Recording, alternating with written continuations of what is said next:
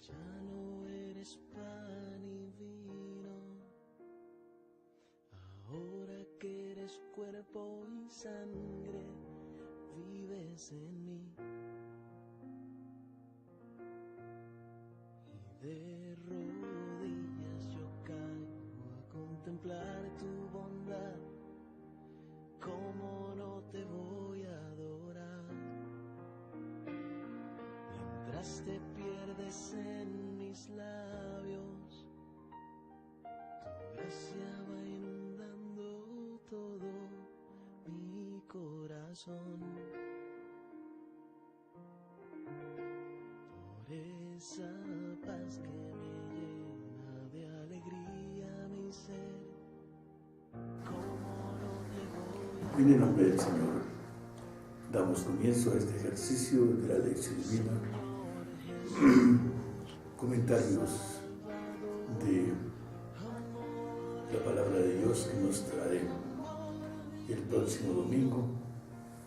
Aquí entre nosotros, en Colombia, se celebra el llamado Corpus Christi, o sea, el misterio del cuerpo y de la sangre santísimos de Cristo, el pan de vida y el cáliz de salvación. Le pedimos al Espíritu Santo que nos ilumine, que nos guíe con su luz, que nos haga penetrar el texto de la palabra de Dios, que nos conceda la gracia igualmente de responder a lo que esa palabra de Dios nos pide. Vamos a leer 3 lecturas hay, como todos los domingos. La primera lectura está tomada del libro del Génesis, del capítulo 14, los versículos 18 a 20. Melquisedec, rey de Salem, sacerdote del Dios Altísimo, le sacó pan y vino, y le bendijo diciendo: Bendito sea Abraham por el Dios Altísimo, creador del cielo y tierra. Bendito sea el Dios Altísimo, que te ha entregado tus enemigos. Y Abraham le dio el diezmo de todo. El rey de Sodoma dijo a Abraham: No más. Hasta ahí nomás. En el Antiguo Testamento, en el libro del Génesis, aparece ese personaje misterioso llamado Melquisedec. La palabra del nombre mismo, como dice el texto, va a ser llamado sacerdote, rey de Salem, sacerdote del Dios Altísimo. El Melec significa en hebreo rey. Es un sacerdote que va a aparecer misteriosamente en la época de Abraham. Observemos el tiempo, observemos las circunstancias que van a venir después. A lo largo del Antiguo Testamento vamos a encontrar un sacerdocio que está establecido por la ley de Moisés, sacerdocio encarnado en la persona de Aarón, el hermano de Moisés, perteneciente a la tribu de Leví. Y a lo largo del Antiguo Testamento solamente los miembros de esa tribu van a ser sacerdotes en el sentido de prestar el ministerio que se les impedía, sobre todo en el templo. Observemos que estamos en la época de Abraham, mucho antes. O sea, en la época de Abraham no había la ley mosaica, no había llegado todavía. Faltaban siglos para que llegara. En la época de Abraham no había templo, no había ese ejercicio de la liturgia que encontramos después. En la época de Abraham, el padre de familia, sobre todo, hacía el oficio sacerdotal. Encontramos a Abraham, que ofrece sacrificios cuando llega de Mesopotamia a Canaán, cuando hizo su primer establecimiento ahí en la tierra. Nos dice el texto que ofreció sacrificios, o sea, acciones sacerdotales. Después el texto del Génesis nos cuenta un problema que tuvo Abraham por defender a su sobrino Lot en una de esas guerras de la época. Y entonces Abraham derrotó a los que habían combatido a su sobrino Lot. Y después de esa victoria es cuando se presenta este encuentro entre Abraham y este personaje misterioso, Melquisedec. ¿Habrá alguna cosa que decir sobre esto, no? ¿Han oído hablar ustedes de Melquisedec? Pues lo hemos escuchado por la carta a los hebreos, que dice que Cristo es sacerdote eterno según el rito de Melquisedec. En la línea de Melquisedec. Pero sobre todo viene del Salmo 110. Tú eres sacerdote eterno según el rito de Melquisedec. Dice el Salmo 110, le dice al Mesías. Sacerdote eterno según el rito de Melquisedec. ¿Qué significa esa palabra? La mejor traducción que yo considero no es tanto el rito de Melquisedec, que no había ese rito como tal, sino en la línea de Melquisedec. Considerando que había dos líneas, la línea de Aarón, según la ley, se pertenecía al sacerdocio simplemente por pertenecer a la tribu de Leví, se pertenecía al sacerdocio, y entonces esa era la línea de Aarón. Pero hay igualmente otra línea de sacerdocio, que es el sacerdocio de Melquisedec. Y como Jesucristo es sacerdote, la carta de Hebreos lo establece de una manera muy clara. Entonces se pregunta, pero ¿cómo va a ser sacerdote? Si no pertenecía a la tribu de Leví, era de la tribu de Judá, por consiguiente no era sacerdote. Lo que diríamos hoy en día era laico, podemos decir así. Pero la carta de Hebreos nos dice que Jesús es sacerdote por su ser mismo, por su encarnación. Y entonces acude a la línea de Melquisedec. Son dos líneas, la línea de Melquisedec, la línea de Aarón. Según la línea de Aarón, Jesús no es sacerdote, pero según la línea de Melquisedec sí es sacerdote. Eso es lo que nos dice el texto. Y se apoya, claro, está en el Salmo 110, en que hablando del Mesías se le dice precisamente que es sacerdote eterno según esa línea, según ese rito de Melquisedec. Es bien importante eso. Aquí encontramos varios elementos que son bien importantes. En primer lugar, un sacerdote. Ese sacerdote se llama Melquisedec, en nombre de Dios. El sacerdote es aquel que representa a Dios y representa al hombre. Tiene la mirada de Dios hacia el hombre a través de él, la mirada del hombre hacia Dios a través del mismo sacerdote. Eso es fundamental en la esencia del sacerdocio. Entonces encontramos un sacerdote.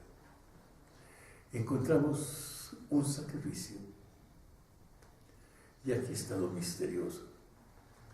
No un sacrificio de animales. Aquí no se sacrifica ningún animal. Se nos habla de pan y vino.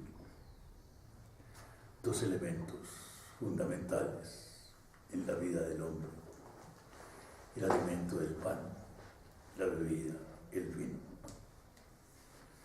absolutamente fundamentales.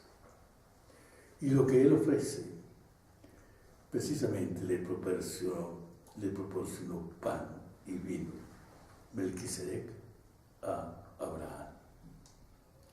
Segundo lugar. Tercer lugar, oficio sacerdotal, lo bendijo. Es una acción de gracias. Bendito seas por parte del Dios Altísimo, Creador de cielo y tierra. Bendito sea el Dios Altísimo, que te dio la victoria sobre el enemigo. Un sacrificio, por consiguiente, un sacerdote, un sacrificio, pan y vino, un sacrificio de acción de gracias,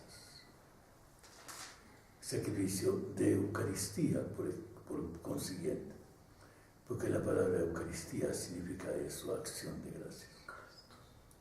Así tenemos, pues, en esos tiempos remotos, esta presencia de un sacerdocio. Hay el sacerdote, hay el sacrificio, hay la acción de gracias, la Eucaristía, en ese sacrificio que se ofrece allí.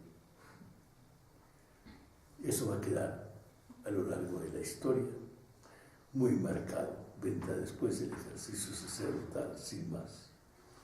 Bien, entonces, ¿habrá alguna dificultad? ¿No? Voy a hacer esta primera lectura.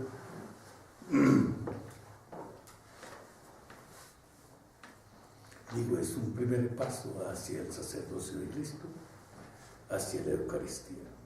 Estamos no exactamente en el sacerdocio de Cristo ni en la Eucaristía todavía, pero sí una puerta abierta que nos hace pensar que habrá un sacerdocio en otra línea, distinta de Aarón, y que habrá un sacrificio que igualmente va a tener como víctima pan y vino, elementos del sacrificio.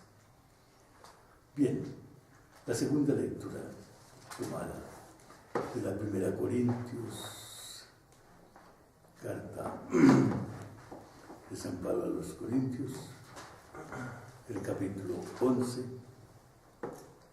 los versículos 23 a 26. Claro. Por lo que a mí me toca, del Señor recibí la tradición que les he transmitido, a saber que Jesús, el Señor, la noche en que iba a ser entregado, tomó pan, y después de dar gracias, lo partió y dijo: Este es mi cuerpo entregado por ustedes. Hagan esto en memoria mía.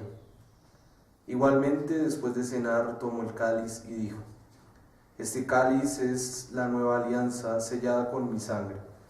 Cuantas veces beban de él, háganlo en memoria mía. Así pues, siempre que coman de este pan y beban de este cáliz, anuncian la muerte del Señor hasta que Él venga. Hasta ahí. Bien. Tenemos un texto importantísimo de la Iglesia primitiva. Lo hemos escuchado. ¿Habrá alguna dificultad? ¿Habrá alguna necesidad de algún comentario? ¿Habrá algún interrogante que podamos plantearnos respecto de ese texto? Padre, hay una cosita. Cuando están en el momento de la consagración, dicen lo partió, pero el sacerdote no sabe qué hace eso. Eso que se... Lo que pasa es que a uno le dan el pan ya partido. Es decir, lo más normal sería que hubiera un pan, uno, y nada más. Que así se hiciera la consagración. Y que entonces el sacerdote partiera ese pan en el momento dado. Lo partiera para repartirlo después. Pero cuando a uno le dan ya el pan en pedacitos, en hostias chiquitas, que va a partir, si ya está partido. No. Bien, entonces no se trata de partirlo ahí porque ya está partido, sino ya después de repartirlo, lo que vamos a hacer así. ¿Habrá alguna otra cosa? Cuando uno lee este texto y escucha la interpretación que hacen los hermanos separados de este texto, ellos dicen que el pan y el vino es simplemente como un signo, ¿no? Mientras que para los católicos es Cristo verdaderamente presente en su cuerpo y en su sangre. Entonces, ¿cómo es el problema es, partiendo del signo, nosotros en la teología católica decimos es signo. Así, únicamente la diferencia grande está en el contenido del signo. Un signo puede ser simplemente una manera de pensar, decir esto me recuerda, como cuando uno tiene, por ejemplo, un recuerdo de una persona que murió y que uno ama, tiene ahí una camándula y tiene ahí un signo. Pero esa camándula no es la persona. Simplemente me recuerda a la persona y nada más. Esto dice aquí que está. Pero cuando uno penetra el texto, obsérvenlo bien. Ha habido toda una reflexión muy profunda al respecto de lo que este signo significa. Porque el signo puede ser más que un simple recuerdo, que una señal y nada más que me recuerda algo. Puede ser igualmente el contenido, ese signo, el contenido de algo más profundo que es una persona. Cuando Cristo dice, toma el cáliz, aquí está el texto de lo que dice, Jesús en la noche en que fue entregado tomó pan, dio gracias a Dios, lo partió y dijo, esto es mi cuerpo que se entrega por ustedes. Ese es. Cristo no dice, este es signo, no, de mi persona, sino este soy yo. Equivale a decir, este soy yo. Ese es copulativo que llamamos en gramática. Hace una identidad entre sujeto y predicado, total. El sujeto es Jesús, el predicado es el pan que se hace presencia viva de Jesús. Esto, el pan, soy yo. Pudiera traducir así, con el verbo ser. ¿Por qué usa el verbo ser? Jesús no les dice, este pan les va a demostrar a ustedes que tengan un recuerdo de mí, no dice eso, sino que dice, este pan soy yo, y este cáliz soy yo. Es lo que se llama el lenguaje performativo, de una manera muy clara. Después ha venido toda la explicación, toda la reflexión que se ha venido sobre la Eucaristía. Siglos más tarde viene toda la doctrina que se hizo de llamada de la transustanciación. Fíjense bien, la transustanciación no es la Eucaristía, es una explicación de la Eucaristía, es una explicación. Y las explicaciones no hay que confundirlas con el contenido, con el fundamento, no hay que confundirlo. Supone toda una metafísica distinta, una cultura muy distinta. Hoy en día, a partir de muchos elementos, la transustanciación como tal es cuestionada por muchos en el sentido metafísico de la persona, del elemento, y también en el sentido físico, la naturaleza, lo que hay. Eso está para ser estudiado de nuevo, lo que sea. Pero no confundan nunca Eucaristía con transustanciación. Transustanciación es una explicación. de la Eucaristía. Y se puede dar diversas explicaciones. Ese texto tiene un gran valor. ¿Cuándo fue escrito? Hace el año 56, más o menos. ¿Cuándo fue la Eucaristía, la celebración? El año 30. ¿Cuándo fue la conversión de Pablo? Es difícil llegar a decirlo.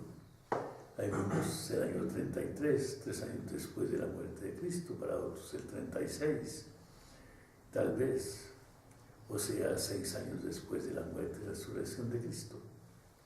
No sabemos expresamente qué. Pero aquí hay un puente importantísimo. Ese texto es importantísimo.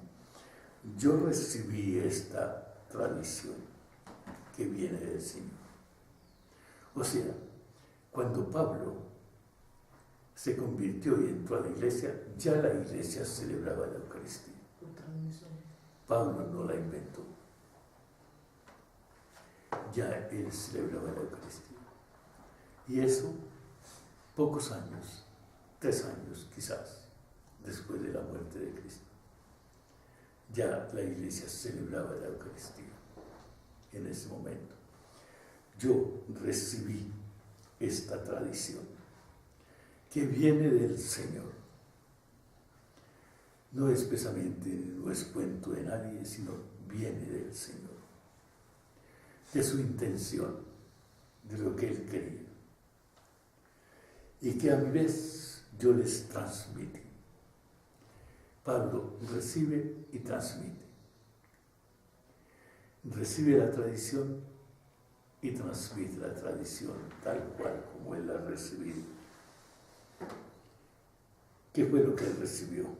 Que el Señor Jesús, en la noche en que fue entregado, en la noche en que fue entregado, precisamente en esa noche que llamamos el Jueves Santo, suponiendo que se fue el día de la entrega de Jesús, muy probablemente sí, en la noche en que fue entregado, tomó pan, primer gesto. Segundo, dio gracias a Dios. La palabra gracias a Dios tiene el texto Eucaristía. Es decir, pronunció una oración. También dice, lo bendijo. No en el sentido de hacer una cruz, no, sino en el sentido de pronunciar una oración que empezaba por bendito. El Baruch, que dice el texto hebreo, bendito. Dio gracias, o sea, pronunció para hacia Dios Padre una oración. Lo partió y dijo, esto es mi cuerpo que se entrega por ustedes. Este soy yo, aquí estoy yo, que se entrega por ustedes. Ese que se va a entregar en la cruz es el que está allí, en ese signo. No es otro, es expresamente ese. La palabra entregar significa eso precisamente, en un sentido muy profundo, muy teológico, esta palabra que se repite incesantemente, la entrega. O sea, el momento en que una persona se consagra, se entrega a hacer la voluntad de aquel que lo entrega por ustedes. Y les dice, hagan esto en conmemoración mía. O sea, que esto se viva, hagan esto en conmemoración mía. Esa frase, hagan esto en conmemoración mía, está en Lucas y en 1 Corintios.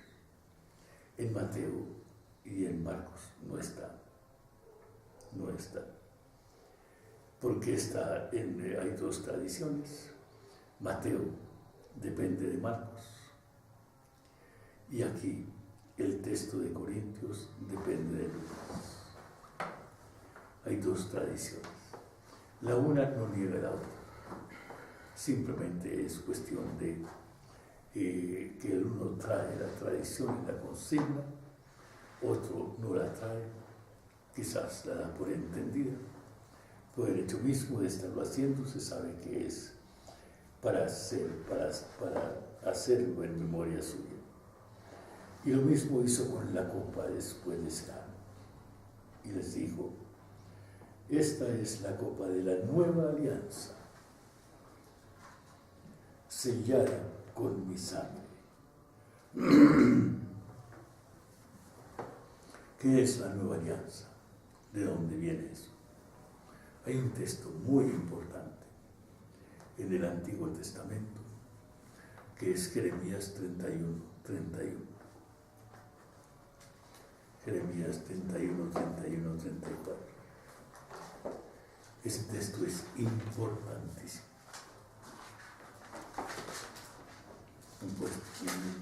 Un texto absolutamente central en la palabra de Dios. Vienen días, oráculo del Señor, en que yo estableceré. Fíjate la palabra oráculo del Señor, ¿cuántas veces se va a repetir en esos textos? Una. En que yo estableceré con el pueblo de Israel y con el pueblo de Judá una nueva alianza. Nueva alianza. La frase está ahí. No como la alianza que establecí con sus antepasados el día en que los tomé de la mano para sacarlos de Egipto. Entonces ellos quebrantaron la alianza a pesar de que yo era su dueño, oráculo del Señor. 2 veces. Esta será la alianza que haré con el pueblo de Israel después de aquellos días, oráculo del Señor. 3 veces. Pondré mi ley en su interior y la escribiré en su corazón. Yo seré su Dios y ellos serán mi pueblo. Para instruirse unos a otros no necesitarán animarse unos a otros diciendo: conozcan al Señor, porque me conocerán todos, desde el más pequeño hasta el mayor, oráculo del Señor. 4 veces. Yo perdonaré su maldad y no me acordaré más de sus pecados. Bien, ese es interesante, ese texto es absolutamente fundamental. Fíjense en un recuerdo personal que yo tengo inolvidable. Cuando estaba en el Instituto Bíblico de Roma, y muy cerca de mí estaba el cardenal Martini, sentado ahí como yo alumno, y entonces había un gran profesor, el mejor que tuve, el padre Stanislao Ionet, gran exegeta, y él nos dijo una frase, nos dijo: este texto es el texto cumbre del Antiguo Testamento. Es el texto cumbre del Antiguo Testamento, ese texto de Jeremías. Es el texto más largo, más extenso, que se cita en el Nuevo Testamento. La carta de Hebreos lo cita íntegro, todo lo que tú leíste. Y lo cita 2 veces, una íntegra y otra recortada. Pero lo cita íntegramente. Si la carta de Hebreos cita ese texto, y es el texto más extenso que el Nuevo Testamento cita del Antiguo Testamento, tiene que ser. Y leyendo algún comentario de Martini, él recordaba igualmente eso, decía texto cumbre del Antiguo Testamento. ¿Por qué? Porque dice, históricamente eso es muy bello. ¿Cuándo dice Jeremías esa palabra? En el momento en que está la gran tragedia, la inmensa tragedia, el templo destruido, la ciudad destruida, el pueblo deportado. En ese momento en que uno pudiera decir todo se acabó, Jeremías dice no, todo empieza. Aquí es donde empieza todo. Por eso es el texto más grande del Antiguo Testamento. Es como una montaña que sube y llega a la cumbre y divisa un horizonte nuevo, completamente nuevo. La antigua alianza, la de Moisés en el Sinaí, fracasó. Llegan días en que yo estableceré con la casa de Israel, la casa de Judá, una alianza nueva, no como la alianza que hice con sus padres cuando los saqué de Egipto, ellos quebrantaron mi alianza. Esa pues, la página que pasa. Esta será la nueva alianza. Esta será. Y da 3 elementos nuevos para decir la nueva alianza. Cuando Jesús en la última cena toma el cáliz, y cuando dice, este es el cáliz de la nueva alianza, está recordando a Jeremías. Está diciendo lo que entonces dijo. Ese profeta llamado Jeremías se realiza en este momento. En este momento nace la nueva alianza. Y esa nueva alianza está en torno a la Eucaristía. Y esa nueva alianza es la persona misma de Jesús, con toda la significación que tiene para la vida cristiana. Y entonces, ese es el texto que tenemos ahí. Y dice, esta es la copa de la nueva alianza, sellada con mi sangre. Cada vez que beban de ella, háganlo en conmemoración mía. Y de hecho, cada vez que coman de este pan y beban de esta copa, cada vez que coman de este pan y beban de esta copa, ese pan que es Cristo, esa copa que es su sangre, anuncian la muerte del Señor. O sea, cada vez que hagan esto, están ustedes haciendo presente la muerte del Señor. Lo anuncian. Lo anuncian, es una palabra presente. No lo renuevan, no lo repiten, sino lo anuncian. Anuncian la muerte del Señor como un acontecimiento único, irrepetible, pero siempre presente. Siempre presente. Entonces, ese es el texto grande. Como les digo, no se trata simplemente de un signo exterior, que diría yo superficial, sino de algo muy constitutivo, y el lenguaje mismo escogido por Cristo, recordado por los evangelistas y sobre todo reportado por Pablo, el texto mismo de las palabras de Jesús, es para ser tenido con toda la fuerza que tiene.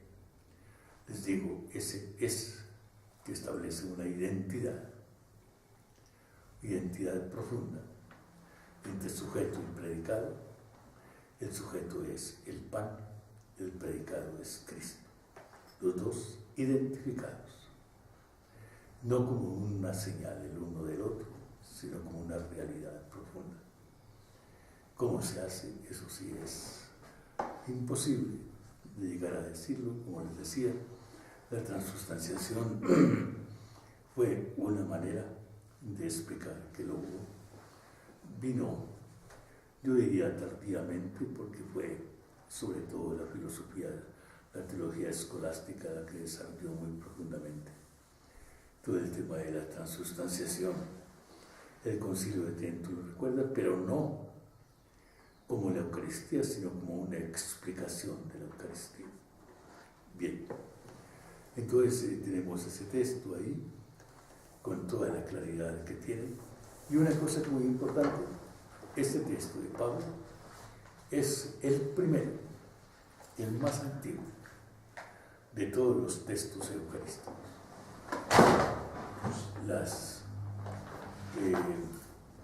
Los textos de los evangelios, de sinópticos, de Marcos, de Mateo, de Lucas, vienen después. Les digo, este texto es del año 56 más o menos.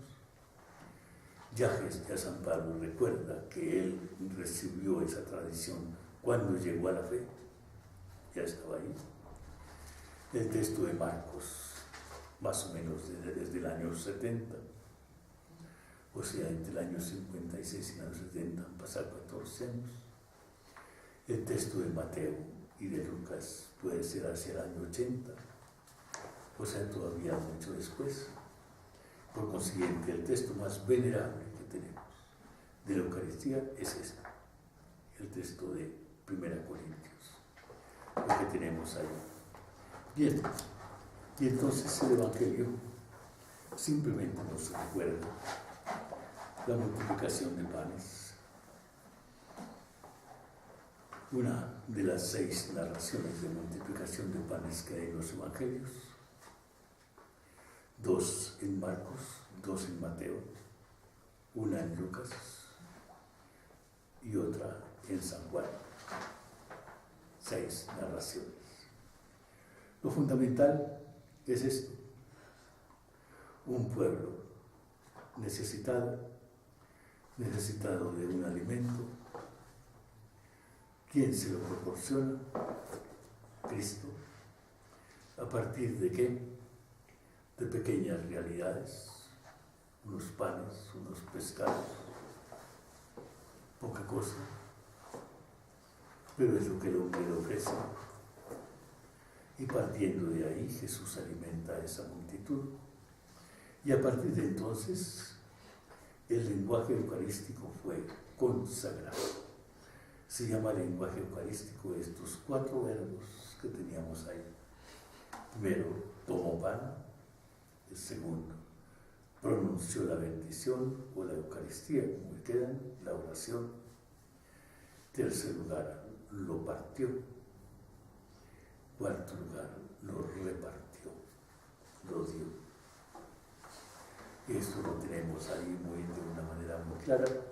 O sea, cuando los evangelistas contaron ese acontecimiento, que algo debió pasar, porque hay 6 narraciones respecto de ese acontecimiento, lo que significa que hay una abundancia de traducción muy grande, incluso en 2 posibles líneas, la línea sinóptica, la línea de Juan. Cuando los evangelistas contaron lo que pasó, lo hicieron con un trasfondo de Eucaristía. Esto es, ya cuando lo contaron ellos, ese texto de la multiplicación de panes fue comentado y fue entendido como un texto eucarístico, o sea, un texto que anuncia, que consagra la Eucaristía. Lo podemos pensar así, con esa manera como está allí indicado. Hay diversas cosas que se pueden comentar.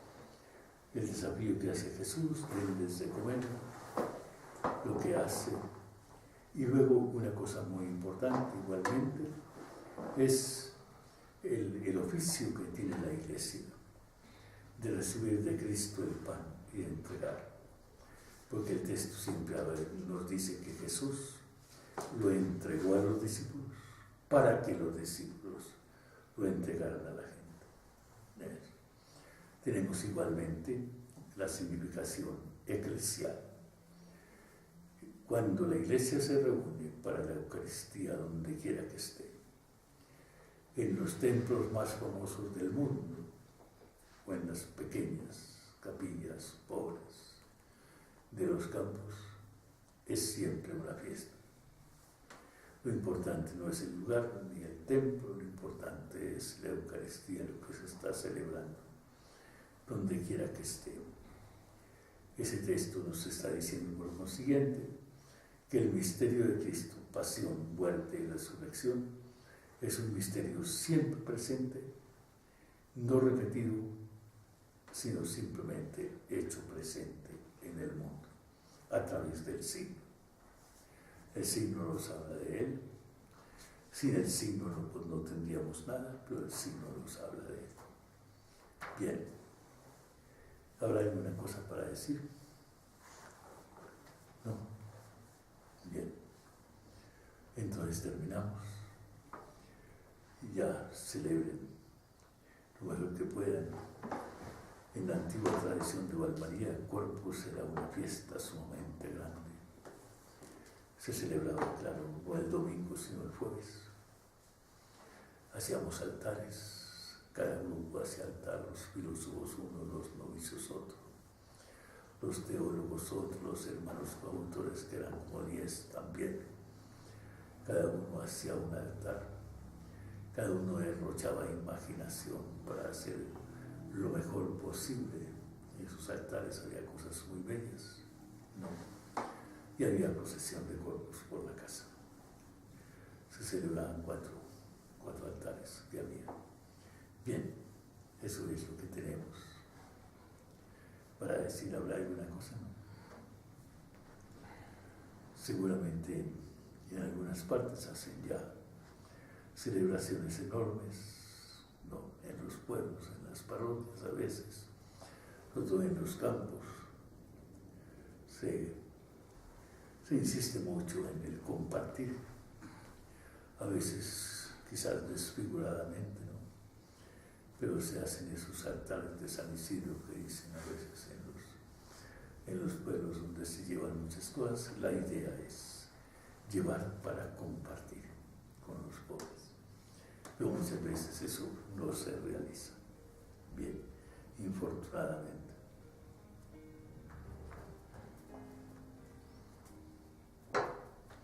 Démosle gracias al Señor por la Eucaristía. Aménla como sacerdotes. Cuando lleguen allá, amen la Eucaristía como un punto absolutamente central de la vida.